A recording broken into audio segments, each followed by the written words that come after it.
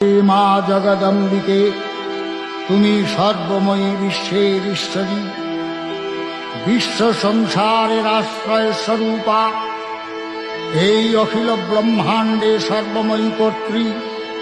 তোমার অন্তরস্থলেই সৃষ্টিকর্তা ব্রহ্মা, সর্বশক্তিমান বিশ্বপাতা বিষ্ণু এবং প্রলয়কর্তা দেবাদিদেব বিরাজমান। তুমি দেবগণের আধার স্বরূপা, দেবতাদের ও পিতৃলোকের পরম তৃপ্তিদায়ক স্বাহা সধা হব্য ও কব্যরূপে প্রকাশমানা।